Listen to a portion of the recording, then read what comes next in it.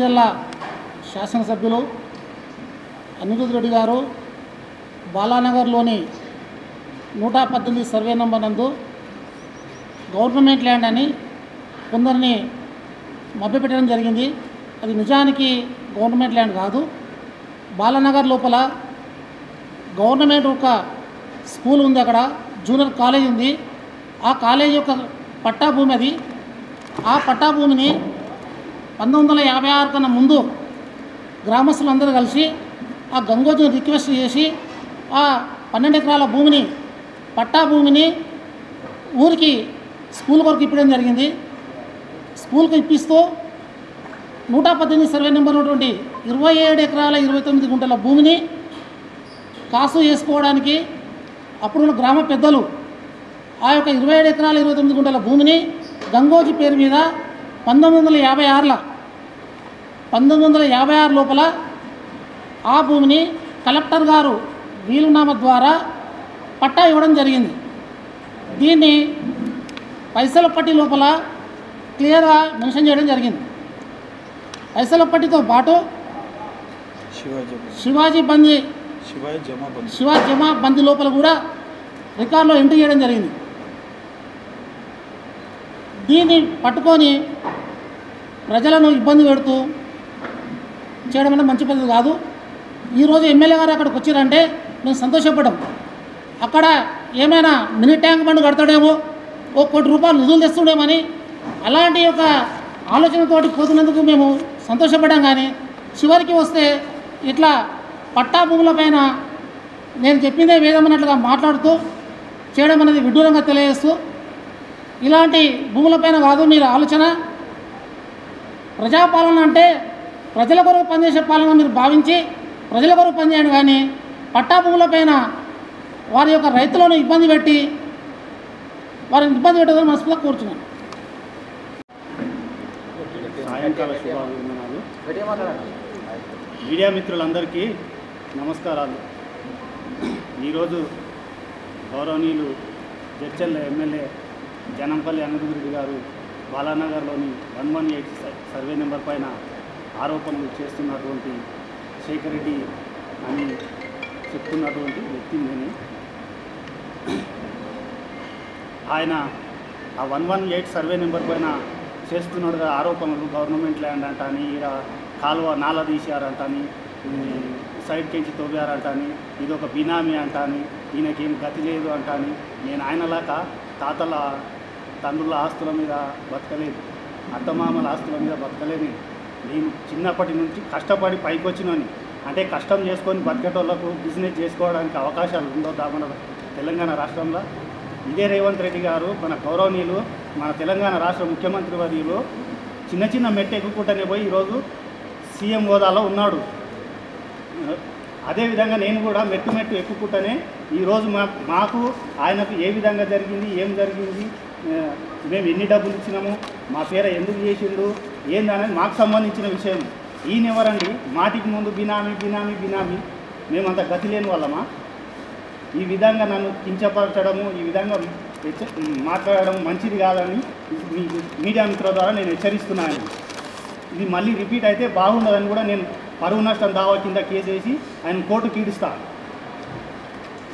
ఇది 118 survey number నేను legal అడ్వైజర్గా లీగల్గా చూపించి ఒక అడ్వకేట్ దగ్గర చూపించి నేను పొలం కొన్నాను. నాకు మాటికి ముందు ఆ పొలంపు దగ్గరికి పోయి నా కోట్ల ఆస్తి ఇప్పుడు నేను డబ్బులు పెట్టి కొన్న ఆ పొలము రేపు పొద్దుగాల నాకు ప్రాబ్లమ్స్ అయ్యి నేను ఇవన్నీ డబ్బులు నేను ఏ విధంగా చేసుకోవాలి, దాన్ని నేను కూడా అమ్ముకోవాలి కదా.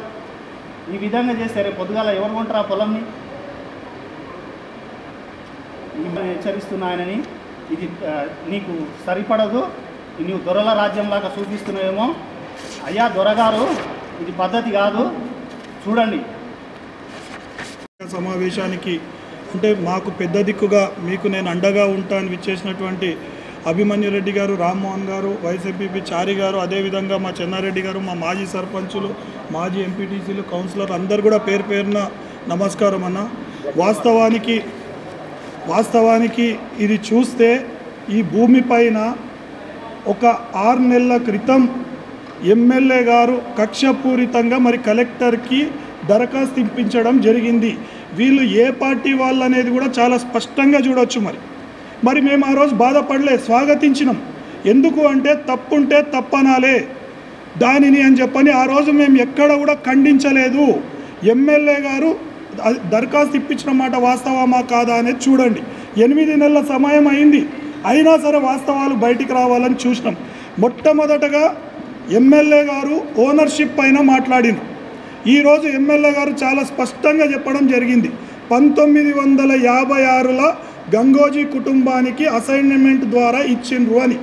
మరి మేము ఒక్కటి అడుగుతున్నాం, ఆంధ్రప్రదేశ్ అసైన్మెంట్ చట్టాల ప్రకారం గత హైకోర్టు ఒక ఆర్డర్ ఇచ్చింది. 1988 కంటే ముందు 58 కంటే ముందు ఏదైతే పట్టా అసైన్మెంట్ పట్టా ఉన్నా, ఏ పట్టా ఉన్నా బందోబస్తు పట్టాగానే తీర్చబడుతుంది అని చెప్పని, దానికి సంబంధించి వాళ్ళు పైసలు కట్టడం జరిగింది.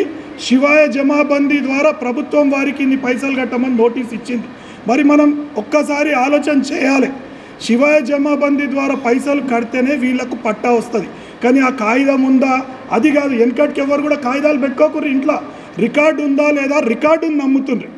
మరి ఈరోజు హానరబుల్ హైకోర్టు ద్వారా ఇది గంగోజీ వాళ్లకు పట్టా రూపకంగా వచ్చింది. మరి నువ్వు ఈరోజు హైకోర్టుని తప్పుపడుతున్నావా అని చెప్పని నేను అడుగుతున్నా.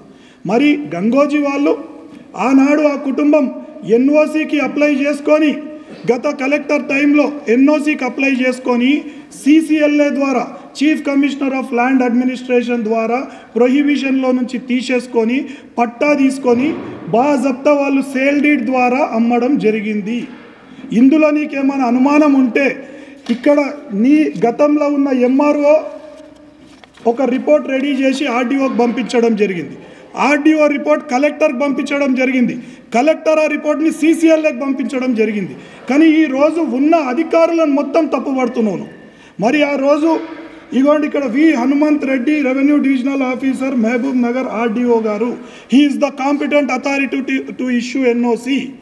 మరి ఇట్లా ఎన్ని జరిగినాయి తెలంగాణ ఆంధ్రప్రదేశ్లో, ఇదేం కొత్తది కాదు. నీకు కూడా తెలుసు, మీరు కూడా రియల్ ఎస్టేట్ వ్యాపారంలో ఉన్నారు. కాకపోతే ఈరోజు మసిబూసి మారేడుకాయ చేయాలనేది ఉంది. రెండోది, రెవెన్యూ పరంగా ఎక్కడ కూడా మీకు తావి దొరకలేదు, ఎక్కడ కూడా మట్టి పోయడానికి ఏం కూడా దొరకలేదు. రెండోది, ఇప్పుడు మీరు ఏం పట్టుకున్నారు, ఇరిగేషన్ ఛానల్ అనేది మీరు పట్టుకున్నారు. అంటే అలుగు నుంచి వచ్చే నీళ్లు కాలువ ద్వారా కిందికి పోయేది ఫస్ట్ ఒక కాలువ ఉండే, ఇప్పుడు ఇంకో కాలువ ఉంది అని చెప్పాను. ఒక్కసారి చూస్తే 118 సర్వే నెంబర్లో వారాహి కంపెనీ వాళ్ళు కొనుగోలు చేసింది 15 ఎకరాల 12 గుంటల భూమి. డ్యామేజ్ అయితే మళ్ళీ ఎన్ఓసికి అప్లై చేసుకున్నప్పుడు ఇరిగేషన్ వాళ్ళు కొన్ని షరతులు పెట్టడం జరిగింది. నువ్వు కూడా ఒక సివిల్ ఇంజనీర్గా చదువుకున్నావు, మరి ఇరిగేషన్ కెనాల్ ఏ విధంగా రూపకల్పన చేస్తారనేది తెలియదా అని చెప్పని అడుగుతున్నా.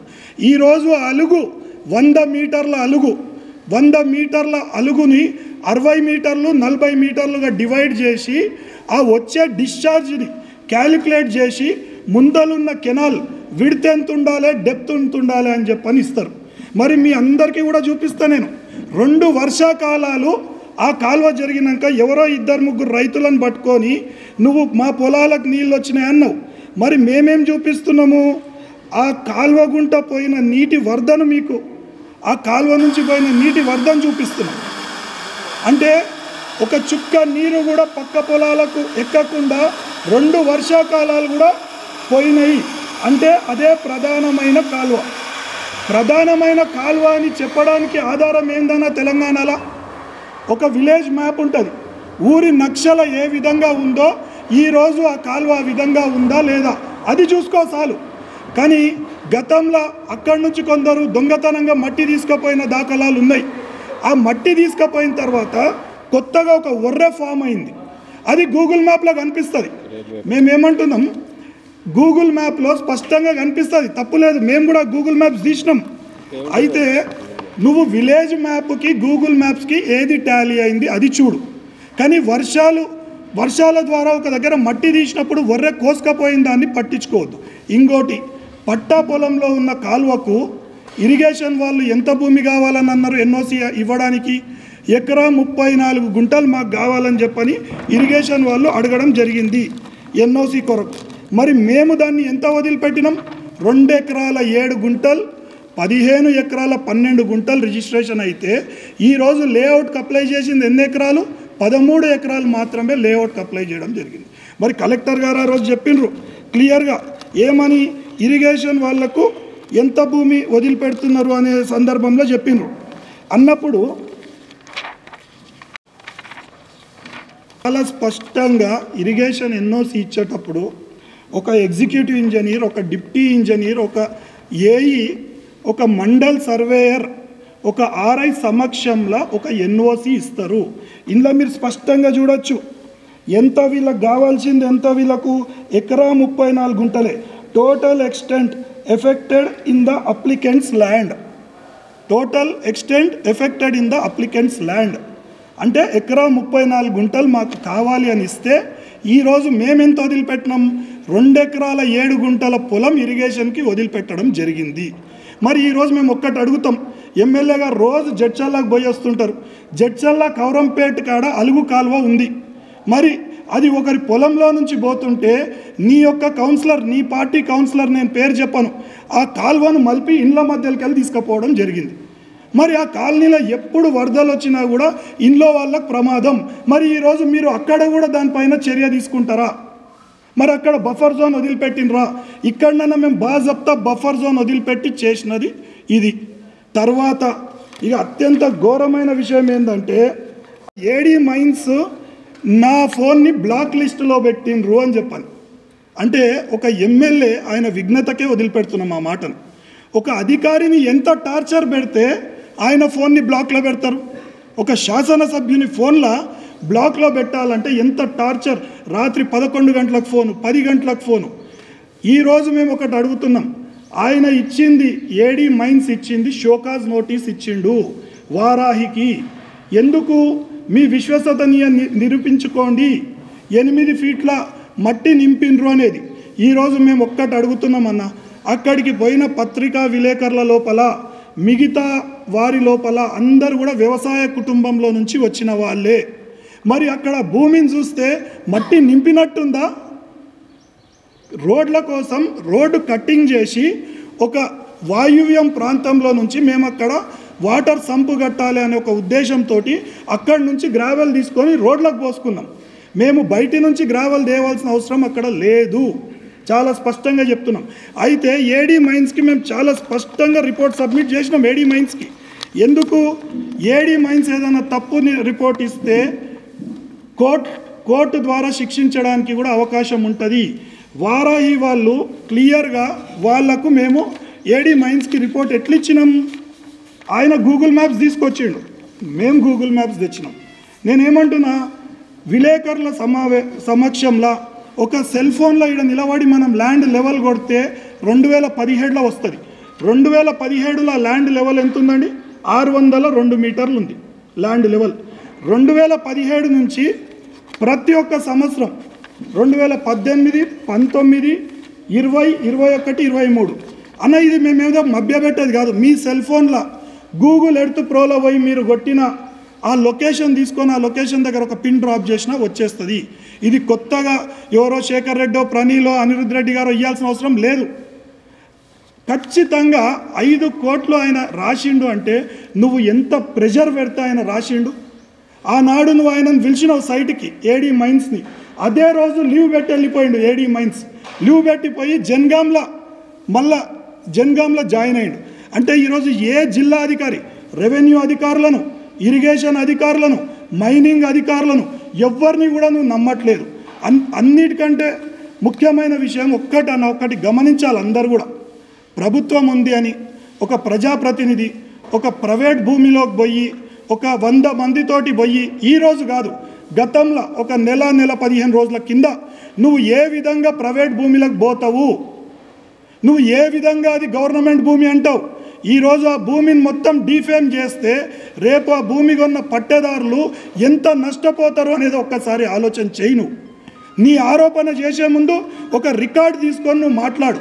కానీ ఈ అధికారులను మార్చేస్తా, ఇంకో అధికారులు వస్తారు అని అంటే అది నీ విఘ్నతకే వదిలిపెడుతున్నాం. మరి ఈరోజు ఒక్కటి అర్థమవుతలేదు, పత్రికా ముఖంగా అడుగుతున్నాం. ఈరోజు మరి కాంగ్రెస్ పార్టీ రేవంత్ రెడ్డి గారు ఏ ఎమ్మెల్యేను ఆ ఎమ్మెల్యేని డబ్బులు తీసుకొచ్చి ఎంపీకి ఫండ్ ఇవ్వమన్నాడా? మరి ఇది ఎంపీకి ఫండ్ ఇవ్వనికేనే ఒక రియల్ ఎస్టేట్ వాళ్ళ ఇంట పడ్డట్టు ఇది చాలా స్పష్టంగా కనిపిస్తుంది. నువ్వు రిపోర్ట్లు తెప్పించుకో నీ క్యాంప్ ఆఫీస్లో కూర్చొని, తప్పు లేదు. కానీ నువ్వు ఎక్కడ లేని అధికారుల మీద నెపం నెట్టి ఈ రోజన్నా ఇదే జిల్లా కలెక్టర్ని కూడా మేము పత్రికా ముఖంగా అడుగుతున్నాం. నీ దగ్గరకు ఒక ఫైల్ వస్తే ఫస్ట్ టైం షార్ట్ ఫాల్ పెట్టిండు, షార్ట్ ఫాల్ పెట్టి ఫైల్ని రిటర్న్ చేసిండు. ఇరిగేషన్ ఎన్ఓసి లేదు, ఏదో చిన్న కారణం చూపించి సరే చేసినావు. మళ్ళా ఆ షార్ట్ ఫాల్ని అటెండ్ చేసి మళ్ళీ ఆన్లైన్లో అప్లై చేసినాం. అప్లై చేసినాక ఈరోజు ఏ కారణం దొరకలే కలెక్టర్కి రిజెక్ట్ చేయనీకే. చేయక 3 నెలలు ఒక ఫైల్ని అట్లే పెండింగ్లో పెడతాడా అని అడుగుతున్నాం. ఈరోజు నీ పోతే it should be deemed as accepted, నువ్వు దానిని యాక్సెప్టెడ్ కింద తీసుకోవాలి. కానీ ఈరోజు కొత్త ప్రభుత్వం వచ్చింది, ప్రజాపాలన అని చెప్పి ఉన్న అవకాశాలను మొత్తం తుంగలో దొక్కుతున్నారు. ఈరోజు అధికారులను మొత్తం అడ్డం పెట్టుకొని ఇష్టారాజ్యంగా వ్యవహరిస్తున్నారు. నువ్వు ఈరోజు బెదిరించినంత మాత్రాన అధికారులు రిపోర్ట్లు మార్చరు. ఈరోజు ఇదే కలెక్టర్ గారి పైన మేము హైకోర్టుని కూడా అప్రోచ్ కావడం జరిగింది ఇదే విషయంలో. మనకు ఈ 30 తారీఖు హైకోర్టు గౌరవ జడ్జి గారి ద్వారా ఇదే కలెక్టర్కి డైరెక్షన్ వస్తుంది. మొన్న సిగ్గుచేటు వినోద్ కుమార్ అనే జడ్జి గారు ఒకటే మాట అన్నారు, why this party has not met collector in personal అని చెప్పాలి. ఈ ఫైలు అన్నీ కూడా మేము ఫుల్ఫిల్ చేసి కలెక్టర్ గారి దగ్గర పెట్టిన కలెక్టర్ ఇంకా మాకు అప్రూవల్ ఇస్తలేడు అంటే జడ్జి గారు అన్న మాట ఏంటంటే why this party has not met collector in పర్సనలా అని చెప్పని అడిగిండ్రు. దానికి అర్థం మీరే తెలుసుకోండి. ఈరోజు కలెక్టర్ నేను ఎక్కువ రోజులు దీన్ని ఆపలేను సార్ అని చెప్తే నువ్వు భౌతికంగా దాడి చేసినట్టు ఈరోజు అక్కడ వచ్చి ప్రెస్ మీట్ పెడతా అన్నావు. మరి ఇదే పత్రికా విలేకరుల పైన పూర్తి విశ్వాసం ఉంది. వెనుకబడ్డ మహబూబ్ నగర్ జిల్లాలో జిల్లా అభివృద్ధికి కూడా పత్రికా విలేకరులు వాళ్ళ సహకారం అందించారు. మరి పత్రికా విలేకరుల ముందల నువ్వు తప్పుడు ఆరోపణలు నువ్వు చేసినావు, దానిలో నిరూపించుకునే అవకాశం మాకు ఇస్తావా? మరి ఏ రోజు చర్చ పెడతావు పెట్టు, అదే రోజు ఆ చర్చలో కూర్చుందాం. మరి తప్పు చేసిన అధికారులను అంటున్నావు నువ్వు, పదే ఈ అధికారి తప్పు చేసిండు సత్యాగ్రహం చేస్తా అంటే ఈరోజు కాంగ్రెస్ పార్టీ అధికారంలో ఉన్న అధికారులు మొత్తం తప్ప? మరి కాంగ్రెస్ పార్టీ తప్ప నీ అధికారులు తప్ప? ఒక్కసారి నువ్వే దీనిపైన స్పష్టత ఇయ్యి. అంతేగాని నేను హింసిస్తా, మా ఎలక్షన్లు ఉన్నాయి ఎంపీ ఎలక్షన్లు, ఎంపీలకు ఫండ్ ఇవ్వాలి, పార్టీ నన్ను ఆదేశించింది ఎమ్మెల్యేలుగా ప్రతి ఎమ్మెల్యేను ఎంపీ క్యాండిడేట్కి డబ్బులు ఇవ్వాలని చెప్పింది, ఈ డబ్బులు మొత్తం రియల్ ఎస్టేట్ వాళ్ళ ద్వారా వ్యాపారాలు చేయాలంటే ఏ నియోజకవర్గం కూడా ముందల పడదు. అభివృద్ధి పైన దృష్టి పెట్టండి. గతంలో ఎమ్మెల్యేలు ఏ విధంగా ఉన్నారు? ఇదే జడ్చర్లాల ఫస్ట్ నుంచి అభినవ గాంధీ అని చెప్పని ఎమ్మెల్యే మనకు ఆనాడు అంటుండ్రి మనకు. మరి ఈరోజు ఎక్కడ పోయినరు అంటున్నాం. ప్రజలకు ప్రభుత్వానికి వారధిగా ఉండాలి ఎమ్మెల్యే. కానీ డైరెక్ట్గా ఒక ప్రైవేట్ భూమిలో పోయి నేను అటాక్ చేసి మాటలతోటి మానసికంగా దెబ్బతీస్తా, శేఖర్ రెడ్డిని కుండలు చాటలు గతిలేవు అని చెప్పని నువ్వెట్లా స్టేట్మెంట్ ఇస్తావు? మరి వ్యవసాయం చేసుకునే కుటుంబంలో నుంచి వచ్చి ఈరోజు వ్యాపారాలు చేసుకోవద్దా అని చెప్పని అడుగుతున్నాం. మరి నీ ప్రభుత్వానికి ఎంత చెడ్డ పేరు. ఈరోజు అందరు ఎమ్మెల్యేలు ఎంపీ ఎలక్షన్లలో బిజీ ఉంటే నువ్వు ప్రైవేట్ భూముల పైన పంచాయతీలు పెట్టే దాంట్లో బిజీ ఉన్నావు అంటే నీ అంతరాత్మ ఏంది అనేది కూడా ఈరోజు అందరికి అర్థమవుతుంది. నువ్వు ఒక డిశ్చార్జ్ పైన మాట్లాడకుండా ఒక సివిల్ ఇంజనీర్ ఉండి ఫ్లడ్ ఎంత పోతుంది, పక్కన ఎవరికైనా ఎఫెక్టెడ్ ఉందా దానిపైన మాట్లాడు, ఎఫ్టీఎల్ ఉందా దానిపైన మాట్లాడు నువ్వు. అంతేగాని సరే మరి మట్టి నింపినట్టు ఈరోజు అన్న మీరు సర్ఫేస్ భూమి చూసిరనా? 6 నెలల కింద మట్టి నింపితే ఎట్లుంటుంది భూమి స్వభావం, సంవత్సరం క్రితం మట్టి నింపితే ఎట్లుంటుంది, 2 ఏళ్ల కింద మట్టి నింపినా మనం గుర్తుపట్టరాదా? గుర్తుపట్టరాదా? ప్రతి ఒక్కరు వ్యవసాయం చేసిన కుటుంబం నుంచి వచ్చి చూడండి. మరి ఓపెన్ ఛాలెంజ్ ఇస్తున్నాం. మరి ఆనాడు నువ్వు తప్పు రిపోర్ట్ రాపించినావు ఏడీ మైన్స్ తోటి, 5 కోట్ల ఫైన్ వేయించినాను. పత్రికలకు కూడా ఒక ఎమ్మెల్యేగా ఉండి నువ్వే ప్రచారం చేసినావు. మళ్ళీ ఏంది నువ్వు అనేది యువనేత ఎందుకు వస్తాడు అని చెప్పని నువ్వు అంటావు. అవునండి, ఒక పార్టీలో ఉండి ఒక పార్టీలో ఏదైనా పని చేసేటప్పుడో వ్యాపారం చేసేటప్పుడో అన్యాయం జరిగితే ఒక నాయకుడు నేనున్నా అని చెప్పని వస్తాడు. నీకు ఈరోజు ఎట్లయితే నువ్వు పొంగులేటి శ్రీనివాసరెడ్డి తోటి కలెక్టర్కి ఫోన్ చేయించినవా లేదా 2 సార్లు? మరి న్యాయం ఉంటే నువ్వు పోరాడు. కానీ నీ మంత్రితో ఎందుకు ఫోన్లు చేపిస్తున్నావు? చట్టపరంగా నువ్వు ఆపలేవు అని తెలిసిన తర్వాత నువ్వు పొంగులేటి శ్రీనివాసరెడ్డి గారితో కలెక్టర్ పైన ప్రెషర్ తెచ్చినావు. ఇంకా సిగ్గుచేటైన విషయం ఏంటంటే, ఒక రాష్ట్ర ముఖ్యమంత్రి నామినేషన్ కార్యక్రమానికి వస్తే ఈ భూమి పైన కలెక్టర్కి చెప్పమని అడిగింది నువ్వా కాదా? దాన్ని స్పష్టంగా తెలియజేయను. ఎందుకు ఈ భూమి పైన నువ్వు ఎంత కక్ష ఎందుకు పడుతున్నావు? మరి ఈరోజు ఎన్నో సమస్యలు ఉన్నాయి.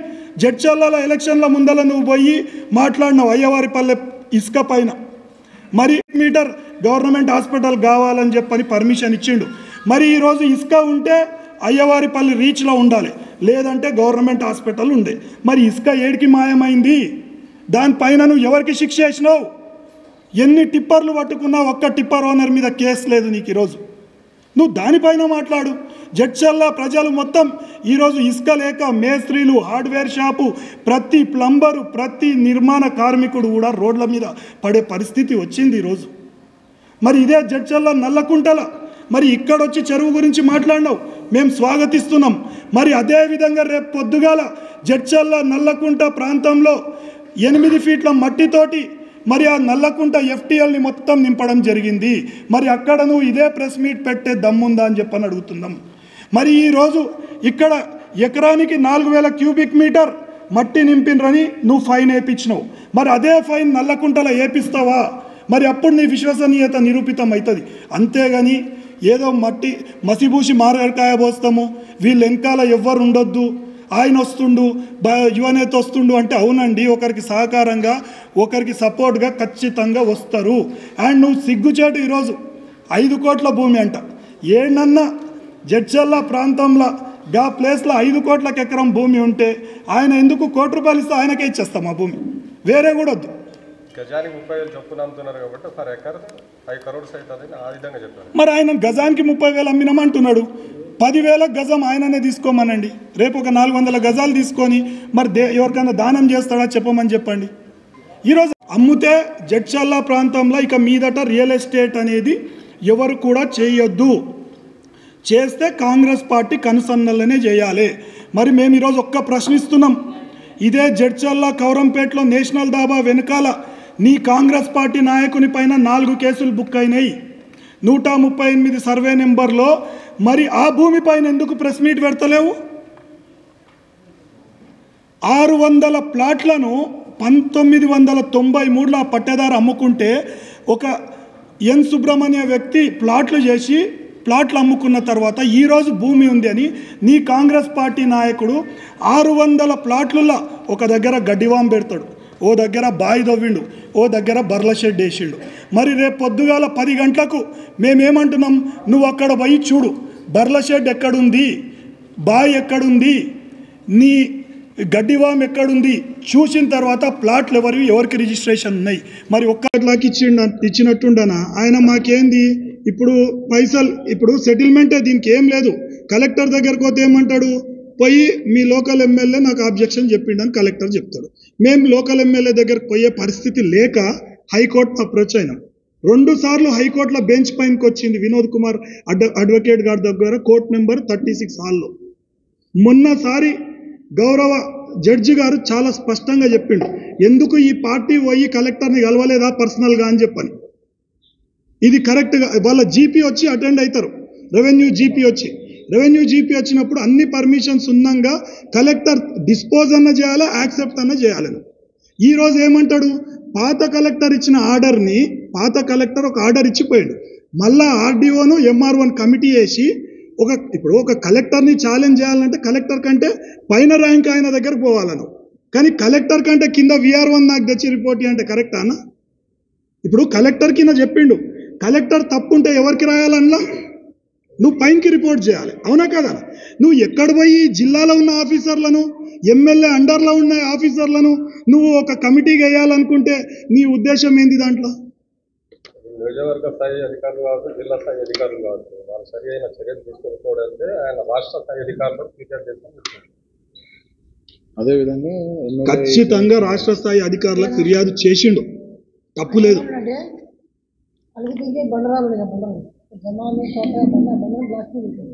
బ్లాస్టింగ్ ఎన్నికల ప్రభుత్వం నుంచి public blasting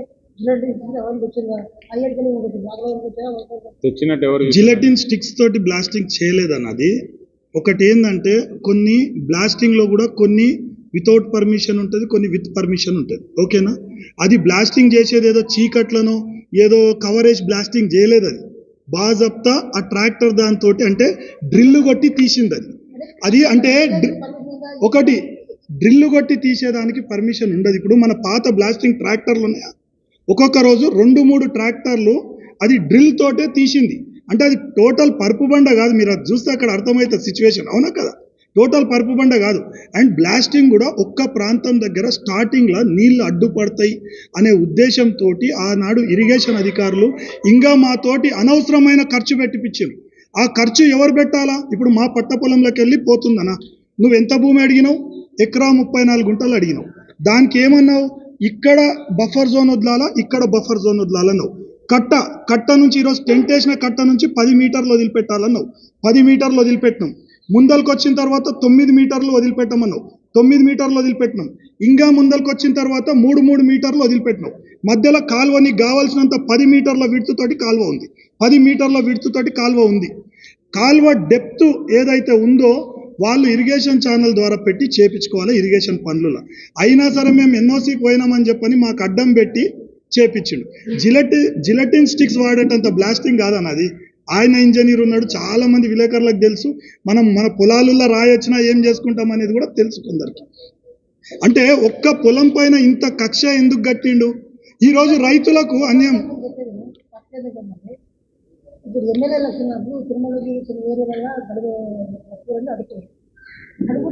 print media, electronic media అందరికీ కూడా నా నమస్కారాలు. మా శేఖర్ రెడ్డి అన్న ఒక మంచి ప్రశ్న వేసిండు. అన్న, గతంలో కూడా నేను ఒక పార్టీ అంటే నాది గర్వంగా చెప్పుకుంటా బీఆర్ఎస్ పార్టీలో కష్టపడుతున్నా. నా ఎవరైతే ఎమ్మెల్యే గారు లక్ష్మారెడ్డి గారు ఉన్నారో ఆయన గెలుపు కోసం కృషి చేసినాను. ఈరోజు నువ్వు ఎమ్మెల్యే అయినావు. ఎమ్మెల్యే అయ్యి ఏం మాట్లాడుతున్నావు? శేఖర్ రెడ్డి అన్న ఏమన్నాడు? ఆయన ఇట్లా చేసింది వాస్తవమే. నేను నా పార్టీ కోసం కృషి చేసినా కానీ నువ్వు ఏ పార్టీలు ఉండి నీ ఈరోజు కూడా ప్రతి డేటా ప్రతి రికార్డు ఉంటుంది. ప్రతి రికార్డు కూడా ఎలక్షన్ దాని దగ్గర ఉంటుంది. మీరు ఓట్లలో డబ్బులలో చూడండి. ఈయన ఏ పార్టీలు ఉంటే ఆపోజిట్ పార్టీకి ఓట్లు వేయించిందా, వేపించలేదా? ఈయన లాభం కోసము అంటే గతంలో కూడా ఒక దళిత బిడ్డ అయిన మల్లురవి గారిని నేను ఓడగొడితే నాకు టికెట్ చెందుతుంది అనే ఆలోచనతోనే అదే సొంత రంగారెడ్డి గూడ గ్రామంలో మా బీఆర్ఎస్ పార్టీకి ఓట్లు వేయించి గెలిపించిండు. నా స్వభావం అది కాదు. నేను ఒక పార్టీలు ఉన్నప్పుడు ఆ పార్టీకి అన్ని రకాలుగా కృషి చేస్తాను, కష్టపడతాను. నా పార్టీ గెలుపు మేరకు ఎంతన్నా ప్రయత్నం చేస్తాను. దాంట్లో తప్పు పట్టనికి లేదు. రెండో విషయం, యువ నాయకుడు వచ్చిండు, ఇంకోటి వచ్చిందంటే ఎవరి కోసం వచ్చినానన్నా? నా కార్యకర్త కోసం వచ్చినాను, వేరే వాళ్ళ కోసం రాలేదు. బరాబర్గా వస్తాను, ధర్నా చేస్తాను, రోడ్ల పైన దిక్కాను, అవసరమైతే కొట్లాడతాం కూడా. ఎవరి కోసం? నా కార్యకర్త కోసం.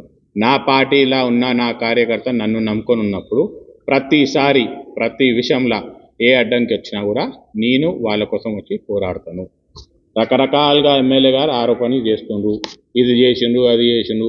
ఈరోజు కూడా చెప్తున్నాను, గతంలో నేను కొన్ని విషయాలు చెప్పినాను. ఆ చెప్పిన విషయాలకి అన్నట్టు శేఖర్ రెడ్డి అన్నట్టు ఏమన్నాడు? నిన్ను టార్గెట్ చేసిండు, నిన్ను ఇబ్బంది పెట్టాలని చూస్తుండు. ఈరోజు కూడా ఆయన ఏమన్నాడు? ఈ పేపర్ని, ఏ పేపర్ని, ఒకటి ఫారెన్సిక్ టీంకి పంపించి దీంట్లో వాస్తవాలు ఏందో తెలుసుకుందామన్నాము. ఖచ్చితంగా పంపించండి, ఫారెన్సిక్ డిపార్ట్మెంట్కి పంపించండి, వాస్తవాలు ఏందో తెలుసుకోండి. అదేవిధంగా నేనేం అడుగుతున్నాను, మాట్లాడితే నా కులదేవుడు లక్ష్మీ నరసింహస్వామి గుడిలో దొరత ఆయన పైన ప్రమాణం చేసి చెప్తున్నాను నువ్వు అంటావు కదా. ఆయన పైన ఈయన పైన ప్రమాణం వద్దు. ఎమ్మెల్యే గారు, ఈరోజు మీ వ్యవస్థ మీది, డిపార్ట్మెంట్లు మీ అంత మీదే. మీ డిపార్ట్మెంట్ల ద్వారానే కోర్టు పర్మిషన్ తీసుకొని ఒక లై డిటెక్టర్ మిషన్ ఉంటుంది. ఆ మిషన్ ద్వారా నేను కూర్చుందాము. నువ్వు ఇచ్చి అడిగే ప్రశ్నకి నేను అడిగే ప్రశ్నకి సమాధానం ఇందాము. మిషన్ ఏం చెప్తాదో విందాం. మిషన్ నేను తప్పు అన్నదనుకో అందరు ఇదే చౌరస్తాలో కానీ ఎక్కడ కానివ్వండి బేషరత్ క్షమాపణ కోరుతాను. కాదు మిషన్ ఒకవేళ కరెక్ట్ అని చెప్తే నువ్వేం చేస్తావో చెప్పు. నేను ఆరోపించిన ప్రతి విషయంలో కూడా నిజాయితీ ఉన్నది. నేను చెప్పే ప్రతి విషయంలో కూడా నిజాయితీ ఉన్నది. నీకు ఏమేమి అలవాట్లు ఉన్నాయో, నువ్వు ఏమేమి చేసినావు అనేది అందరికీ తెలిసిన విషయమే. ఈరోజు నా పార్టీ కోసం కృషి చేస్తాను. నీ తిరుగా దొంగ దెబ్బతిని లక్ష్మారెడ్డిని పంపిస్తే నాకు టికెట్ వస్తుంది, ఇంకోటిని పంపిస్తే నాకు టికెట్ వస్తుందని ఆశ లేదు. నేను పార్టీ కోసం కష్టపడతా. పార్టీ హైకమాండ్ నుంచి కొట్లాడి అవసరమైతే టికెట్ కూడా తెచ్చుకుంటాం ఆ రోజు. ఇది అందరికి చెప్తున్నా. మూడో విషయం, ఇంతకుముందు ఇంకో విషయం ఏమొచ్చిందంటే మా ప్రణీల్ మర్చిపోయిండు. శ్మశాన వాటిక కూలగొట్టింది అన్నారు. శ్మశాన వాటిక కూలగొట్టింది ఎవరండి? శ్మశాన వాటిక కావాల్సింది కలెక్టర్ ఆర్డర్. మా పట్టాభూమిలా అంటే ఈ శేఖర్ రెడ్డి అనే వ్యక్తి నా పట్టాభూమిలా శ్మశాన వాటిక వచ్చింది సార్, వస్తే దాన్ని ఏంది అని అంటే కలెక్టర్కి ఒక అర్జీ పెట్టినాం. కలెక్టర్కి అర్జీ పెట్టినప్పుడు కలెక్టర్ గారు ఏం చేసింది దాన్ని ఏం చేసిండ్రు క్లియర్గా గ్రామ పంచాయత్ పరిధికి ఇచ్చిపెట్టింది. గ్రామ పంచాయత్ ఏం డిసిషన్ తీసుకుంటుందో మాకు అభ్యంతరం లేదని. గ్రామ పంచాయత్ ఏం డిసిషన్ తీసుకుంది?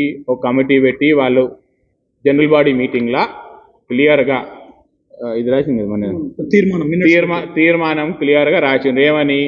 ఇది అవును వాస్తవమే, ఒక సర్వేర్ మండల్ సర్వేర్ని తీసుకుపోయి ఇది పట్టాభూమిలో వచ్చిందా రాలేదా అని అంటే పట్టాభూమిలో వచ్చింది, కావున మేము ఆల్టర్నేట్ ల్యాండ్ చూపిస్తాం, ఆ ఆల్టర్నేట్ ల్యాండ్లో శ్మశాన వాటిక కట్టియండి అన్నారు సొంత ఖర్చులతో. బాధాప్తా ఈరోజు కూడా చెప్తున్నాను, ఈరోజు బాలనగర్ మండల్ సర్పంచ్ ఎవరండి? ఏ పార్టీకి సంబంధించిన వ్యక్తి అండి? బాలనగర్ మండల్ సర్పంచ్ గారు. ఆయనకే క్లియర్గా ఆయన ఒక తీర్మానం అంటే జనరల్ బాడీ మీటింగ్లో కూర్చొని ఓ తీర్మానం చేసినాక ఆల్టర్నేట్ ల్యాండ్ చూపించడం జరిగింది. ఆల్టర్నేట్ ల్యాండ్లో ఒక శ్మశాన వాటిక నిర్మాణం కోసము ఏంటైతే ఖర్చులు అయినాయో ప్రతి రూపాయి ఇచ్చి ఆల్రెడీ ఇంకో శ్మశాన వాటిక నిర్మాణం చేసినాము. ఇది చేసిన తర్వాతకి ఉన్న శ్మశాన వాటికని గ్రామ పంచాయతీ తరఫు నుంచినే కూలగొట్టారు. ఇది వాస్తవం కాదో తెలుసుకోండి. ఊటీగా ఏం తెలియకుండా ఒక పేపర్ తెచ్చుకొని నాకు ఇక గతంలో ఏదో కోతి కొబ్బరిగా దొరికినట్టు నాకు ఎమ్మెల్యే పదవి వచ్చింది కదా నేను ఏం చేసినా నడిచిపోతుందని అంటే ఇది నడవదు. మీరు ఏం చేయాలనుకున్నా కూడా, మీరు ఎక్కడ పోయినా కూడా మాకు చట్టం ఉంది, కోర్టు ఉంది, అన్ని రకాలుగా మేము చర్యలు తీసుకుంటాము. మీకు ఏదైనా ఇబ్బందికరంగా ఉంది, ప్రణీల్ అన్నట్టు మీకు ఏదైనా ఫండింగ్ కావాలా, అది బాగా బేషరతు వచ్చి అడగండి, మాకు చేతనైతే మేము ఇస్తాం. ఇంకేమైనా క్వశ్చన్ అన్నా? ఇగోండి ఇది కలెక్టర్కి అర్జీ పెట్టుకుంటే ఇగోండి కలెక్టర్ ఇచ్చింది. అన్ని కాపీ తీయండి ఒక్కొక్క సెట్.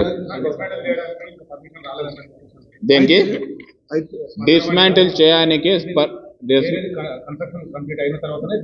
అవును, ఇంకో శ్మశాన కన్స్ట్రక్షన్ ఎవరు చేసిండ్రు?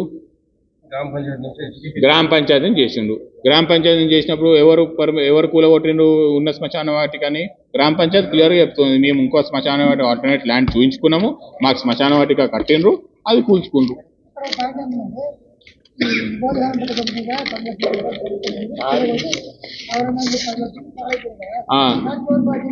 దానికి అది కూడా కలెక్టర్ గారు అడగకముందే కలెక్టర్ గారికి మేమే చెప్పాం సార్, ఆల్రెడీ ఒక శ్మశాన వాటిక నిర్మాణానికి 13 లక్షల రూపాయలు ఆల్రెడీ ఏర్పాటు చేసినాము. ఇంకా కూడా ఒకవేళ ఈ 10 లక్షల రూపాయలు ఏదన్నా ప్రభుత్వ ఖజానా నుంచి ఖాళీ అయింది, మీరు చలాన్ కట్టమంటే బాధాప్తం కట్టడానికి సిద్ధంగా ఉన్నాము. అయితే ఈ మినిట్స్ బుక్ లో మీరు అడిగింది కరెక్ట్ అన్న, కూలగొట్టడానికి ఎవరు ఇచ్చారు పర్మిషన్? అయితే కూలగొట్టి కట్టలేదా? రోడ్డు మీద శ్మశానం కడితే ఫస్ట్ మళ్ళీ అక్కడ కట్టలేరా? కేట్రేపల్లినే కట్టారు ఆయన కాంగ్రెస్ సర్పంచ్ అన్న. ఒకటి ఇప్పుడు అన్నట్టు సొంత ఖర్చులతోటి పట్టేదారు నిర్మించి ఇచ్చిండు. పట్టేదారు తాళం ఇచ్చేటప్పుడు ఏం చేస్తాడన్నా చిన్నగా గది నువ్వు తీసేస్తేనే కదా నేను గిది ఇచ్చేది, అవునా కదా? నేను ఏమంటున్నా అన్న కోర్టులో ఏం అడిగినాం మేము? లేదు అయితే లేదు అయితే కోర్టులో ఏం అడిగినాం మేము? ఏం అడగలేదు సార్. మేము ఇట్లా లేఅవుట్ పర్మిషన్కి కలెక్టర్కి అప్లై చేసుకున్నాము, కలెక్టర్ మాకు ఇస్తలేడు అని చెప్పని మేము అప్లై చేసుకున్నాం.